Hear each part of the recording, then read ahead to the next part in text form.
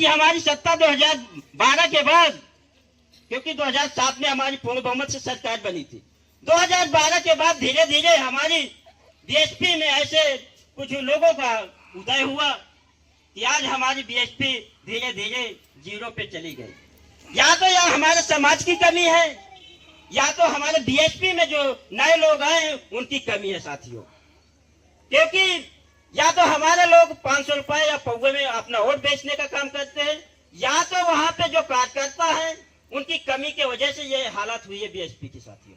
आज उन्हीं के, क्योंकि बाबा साहब ने भी आरपीआई पार्टी बनाई थी समय के अनुसार, उनके बाद माननीय कांशीराम जी ने भी उसी पार्टी में आरपीआई में काम किया था।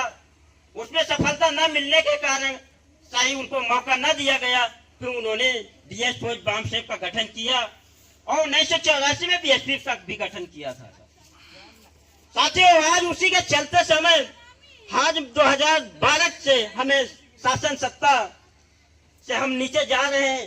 तो आज 2015 में बड़े भाई एडवोकेट चंद्रशेखर आजाद एक भीम आदमी भारत एकता मिशन का संगठन बनाया। उस संगठन की ताकत साथियों, वो सबीरपुर कांड या छुटमुलपुर गांव से, जिला सहारनपुर से ये भीम आदमी भारत एकता मिशन का उदय हुआ था साथियों।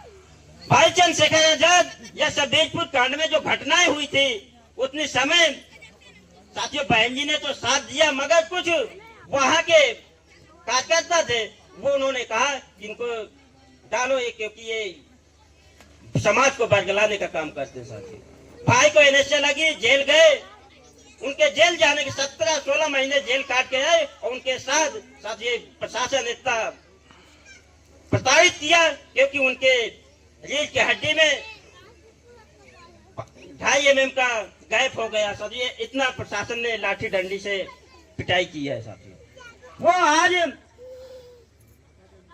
2020 15 मार्च को माननीय कांशीराम जी की जयंती पे एक आजाद समाज पार्टी का उदय किया।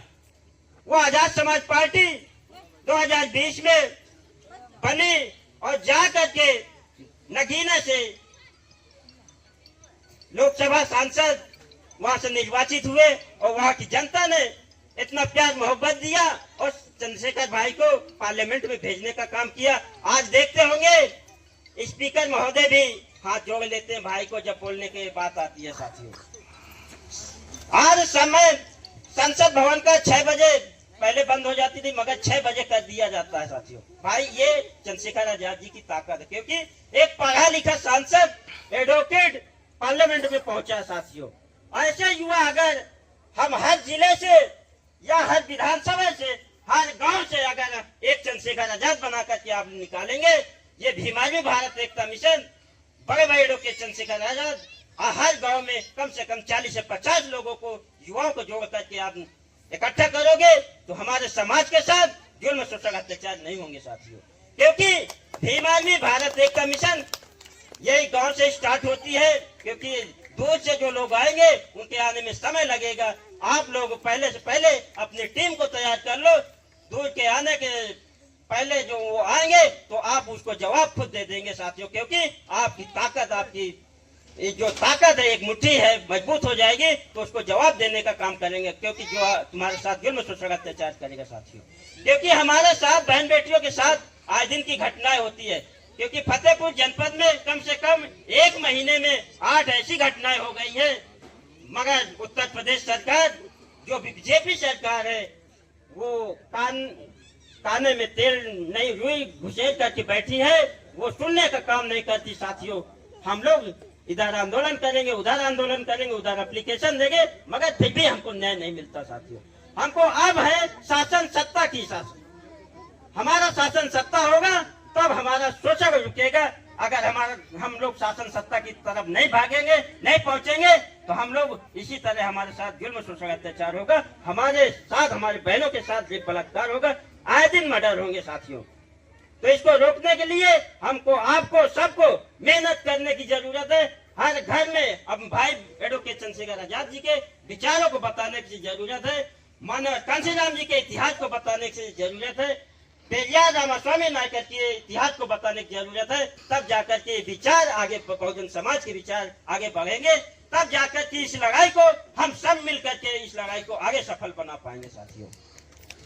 क्योंकि ये वोट जो कीमत है इसको थोड़ा संभाल कर रखिएगा।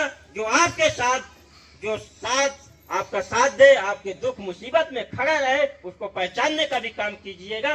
बहरूपियों लोगों को वोट मत नहीं देना, क्योंकि ये वोट आपकी बेटी की समान है। जैसे आप अपने बेटी को किसी अच्छे घर ढूंढने का काम करते हो, तो उसी तरह ये वोट भी एक अच्छे व्यक्ति को चुन करके, चाहे प्रधान में हो, चाहे जिला पंचायत में हो, चाहे विधायकी में हो, चाहे सांसद में हो, उनको भेजने का, वैसे वोट देने का भी काम करिएगा साथियों। और 2027 में बड़े भाई एडवोकेट चंद्रशेखर आजाद जी को हम यहाँ से संकल्प लेते हैं कि सारे लोग मेहनत करेंगे, उत्तर प्रदेश का मुख्यमंत्री बनाने का काम करेंगे साथियों। क्या आप लोग सब लोग तैयार हैं? बताइए, सब लोग तैयार है ना?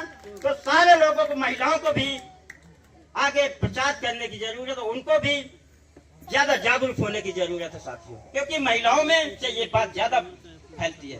क्योंकि पखंडवाद को जो करने की कोई बात होती है तो महिलाएं ही उस पखंड को आगे बढ़ाने का काम करती है साथियों। उस पखंड से महिलाओं को भी दूर रहने की जरूरत है। जो बच्चियां हैं हमारी, जो पढ़ने लिखने की उम्र में, उनको पूजा पाठ में ध्यान न दे करके, क्योंकि अभी वो एक शंकर है, उसकी पूजा करेंगे, नशेड़ी भंगेड़ी गंजेड़ी रहेगा, तो उसी तरह आप शादी होगी, आपका पति मिलेगा, तब आप भी परेशान होंगे कि कैसा आदमी मिल गया हमको। ये तो रोज पिए पड़ा रहता है, जब न काम करता है, न पैसा लाता है, न कहीं, तो आप परेशान रहेंगे।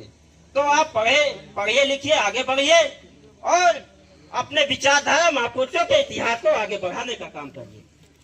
मैं अपनी बाड़ी को यही शेष रखता हूँ। आपके बीच में आने का मौका कभी मिलेगा, फिर अपनी बात को रखेंगे। जय भीम, जय संविधान, जय कलाम, जय विज्ञान, जय जोहार। भीम आर्मी जिंदाबाद, बड़े भाई एडवोकेट चंद्रशेखर आजाद जिंदाबाद, विनय रतन सिंह जिंदाबाद, कमल वालिया जी जिंदाबाद, आजाद समाज पार्टी जिंदाबाद।